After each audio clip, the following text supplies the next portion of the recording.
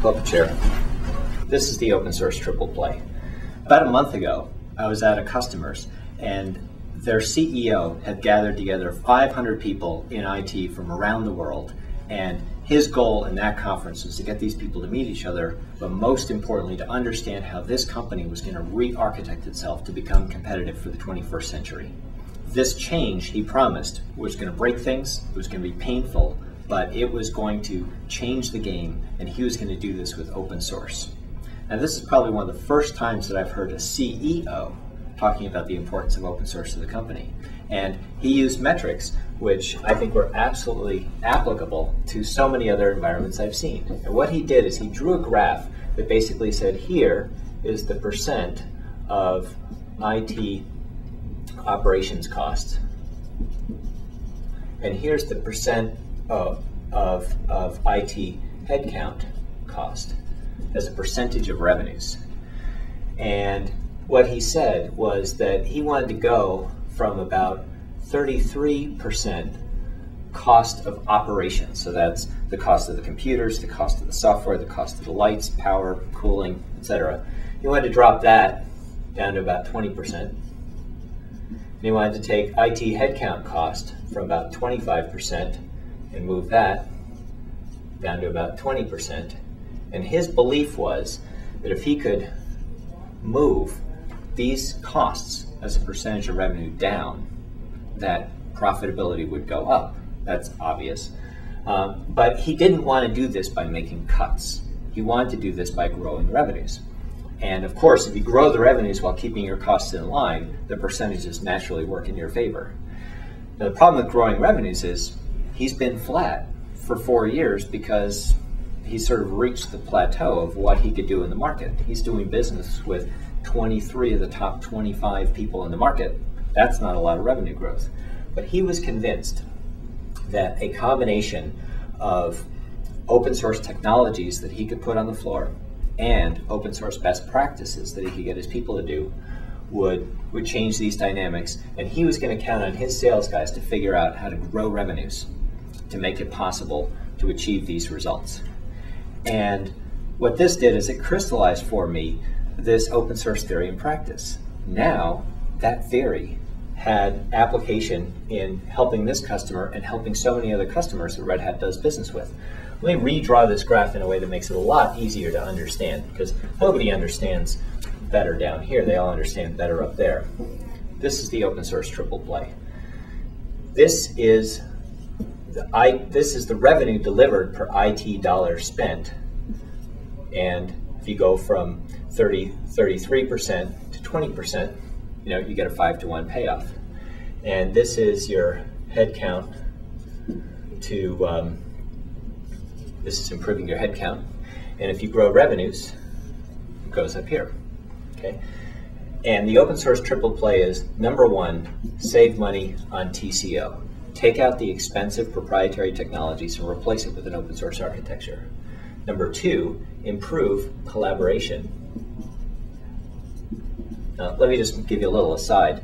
I came into the world of improving collaboration by writing the GNU C++ compiler. The big idea of C++ is it would make components more reusable and make software development more efficient.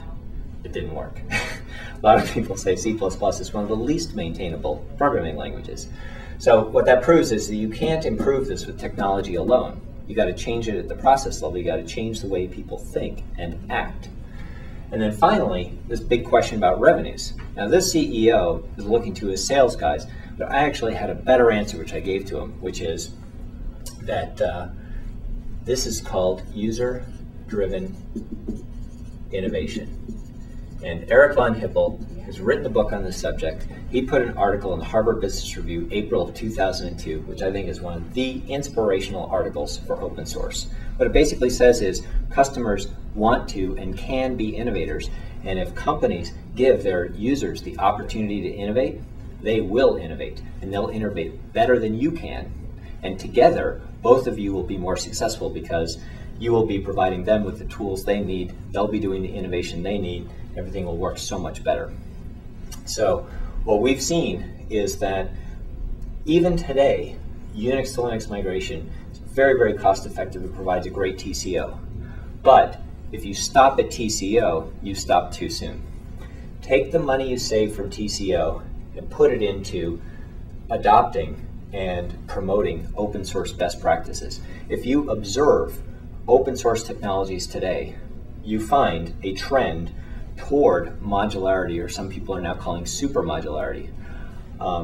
Whatever the origin of some piece of software that might have been monolithic, when that monolithic software gets out there in open source, people use it in unexpected ways. And when they use it in unexpected ways, they cut it in different ways to say, I need this piece, or I need that piece, or I need to combine these two things in this strange way. And this has led over time to a degree of modularity and reusability that object-oriented programming would never have predicted. And of course, this software may not have been originally designed for that kind of modularity, but you know, like water rolling over stones, sooner or later those APIs become smooth, polished, and good for use. When you build up these open source muscles inside the company and you adopt these best practices, once you're confident that you can take input from others, then it's time to go to the third play, which is user-driven innovation. Give customers the opportunity to innovate, unleash the potential of that network.